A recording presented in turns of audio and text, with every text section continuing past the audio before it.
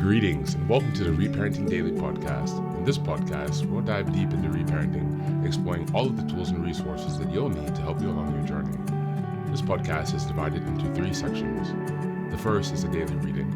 The second is a discussion of the reading, followed by suggested journal prompts. And the last section is a peaceful meditation for closing.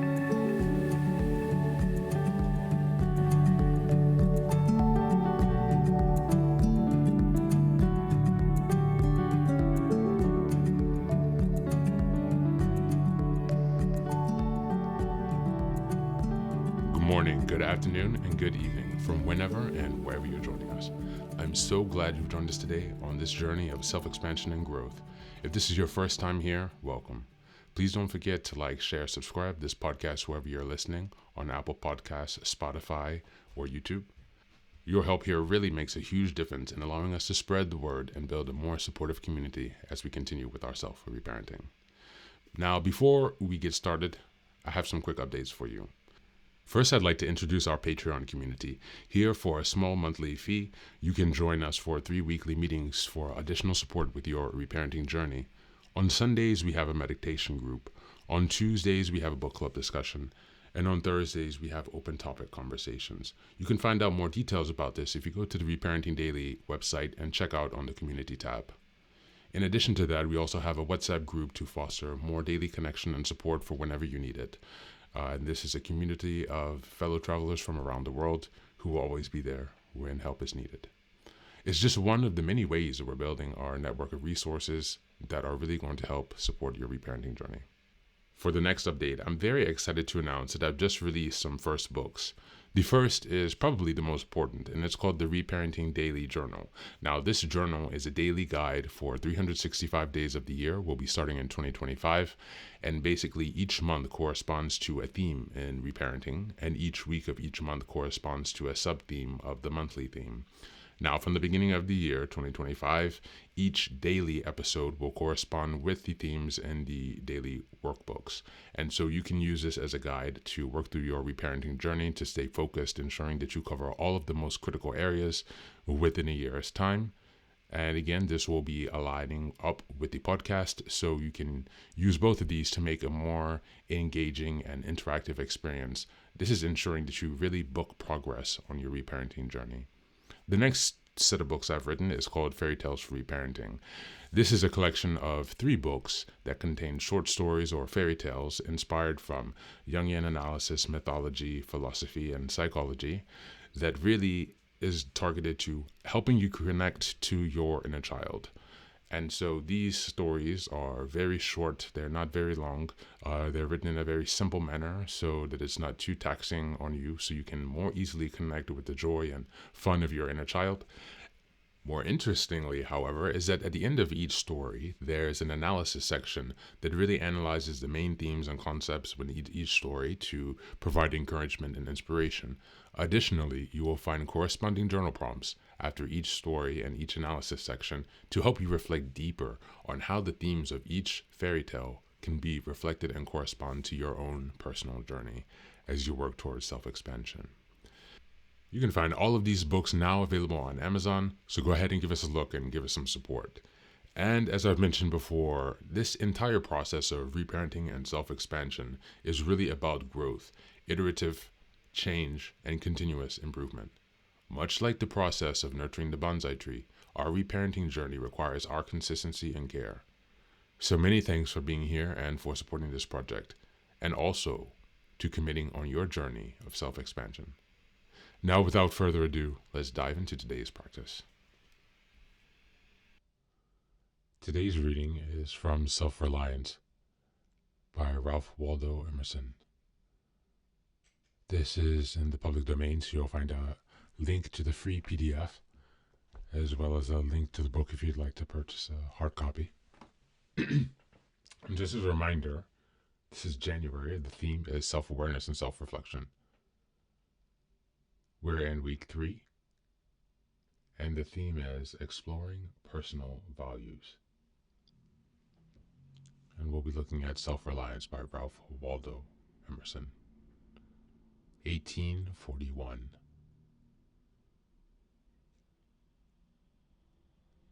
Lite quesifistra extra.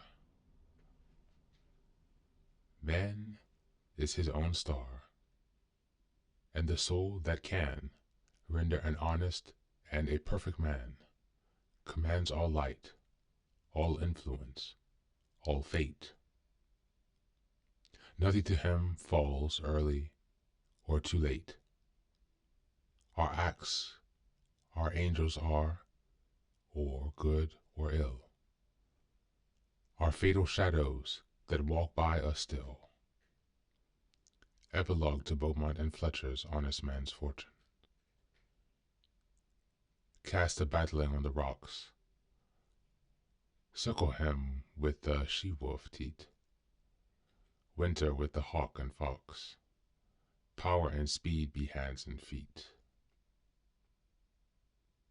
I read the other day some verses written by an eminent painter which were original and not conventional. The soul was always hers in adoration in such lines, yet the subject be what it may. The sentiment they instill is of more value than any thought they may contain. To believe your own thought, to believe that what is true for you in your private heart is true for all men, that is genius. Speak your Latin conviction, and it shall be the universal sense. For the inmost in due time becomes the outmost, and our first thought is rendered back to us by the trumpets of the last judgment. Familiar as the voice of the mind is to each, the highest merit be ascribed to Plato, Moses, and Milton, is that they said not books and traditions, and spoke not what men, but what they thought. A man should learn to detect and watch that gleam of light which flashes across his mind from within. More than lustre of firmament of bards and sages. Yet he dismisses without notice his thought, because it is his. In every work of genius we recognize our own rejected thoughts. They come back to us with certain alienated majesty. Great works of art have no more affecting lesson for us than this. They teach us to abide by our spontaneous impressions with good humor and flexibility. Then most when the woe cry of voices on the other side. Else tomorrow a stranger will say, with masterly good sense, precisely what we have thought and felt all the time, and we shall be forced to take with shame our own opinion from another. There is a time in every man's education when he arrives at the conviction that envy is ignorance, and imitation is suicide, that he must take himself, for better, for worse, at his portion. That thought, the wide universe is full of good, no kernel of nourishing corn can come to him but through his toil bestowed on that plot of ground which is given to him to till. The power which resides in him is new in nature, and none but he knows what that which he can do. Nor does he know until he has tried. Not for nothing one face, one character, one fact makes much impression on him, and another none. This sculpture in the memory is not without pre-established harmony. The eye was placed where one ray should fall, and it might intensify that particular ray. We but half express ourselves, and we are ashamed of that divine idea which each of us represents. It may be safely trusted as a proportionate and of good issues. It may be safely trusted as proportionate and of good issue. so be it faithfully imparted. But God will not have his work made manifest by cowards. A man is relieved and gay when he has put his heart into his work and done his best. But what he said or done otherwise shall give him no peace. It is a deliverance which does not deliver. In attempt his genius deserts him. No muse befriends, no invention, no hope. Trust thyself. Every heart vibrates to that iron string. Accept the place the divine providence has found for you, the society of your contemporaries, the connection of events. Great men have always done so, and confide themselves childlike to the genius of the age, betraying their perception that the absolutely trustworthy was seated at the heart, working through their hands predominantly in all their being.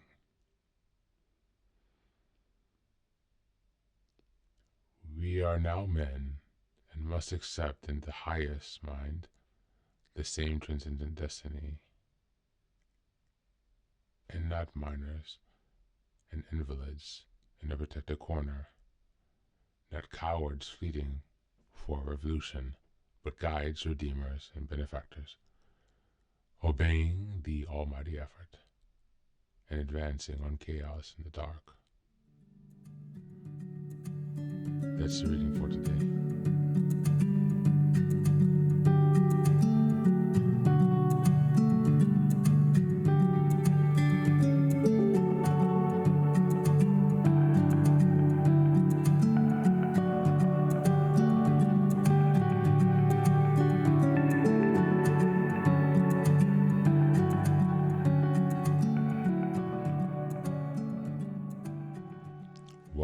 Welcome back. Ralph Waldo Emerson's essays, Self-Reliance, speaks deeply to the heart of reparenting by emphasizing the importance of trusting oneself and embracing one's unique inner wisdom. Reparenting requires us to cultivate self-trust and confidence in our instincts, particularly when societal or external voices have led us to doubt our worth or abilities. Emerson's ideas that envy is ignorance, imitation is suicide, reminds us that comparing ourselves to others or living by others' expectations undermines our true potential.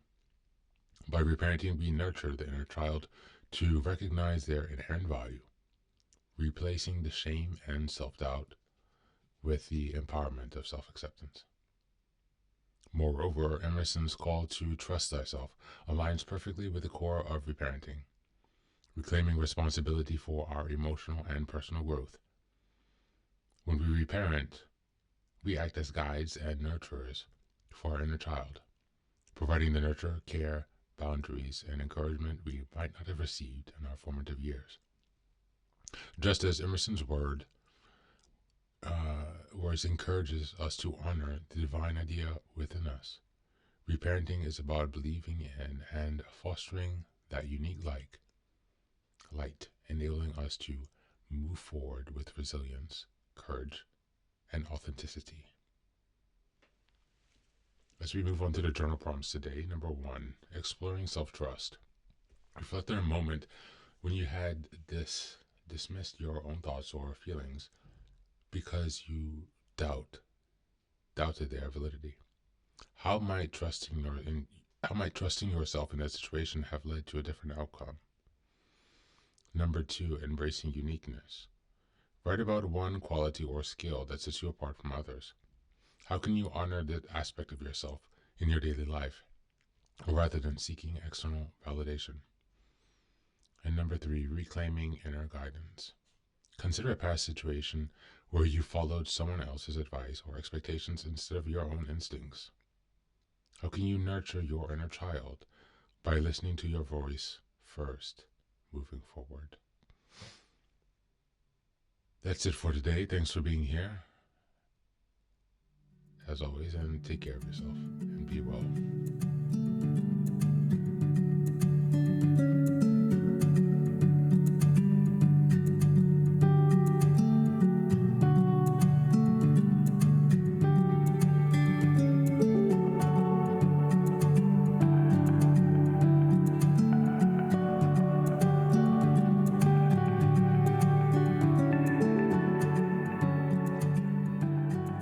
Welcome back. Now, this is the third and final section of the daily podcast. This is your silent meditation. Please find a place where you can be comfortable and undisturbed, where you can relax and spend some time with yourself for this 10-minute meditation. You can choose to be sitting, standing, lying, whatever makes you comfortable today. Listen to yourself. And next, be sure that you're taking some time to be with your breath, to connect with your body. Don't be disturbed by your thoughts. Allow them to pass and just observe. Do not engage. And use this time to connect with yourself, whatever time of day you're listening to this. Namaste.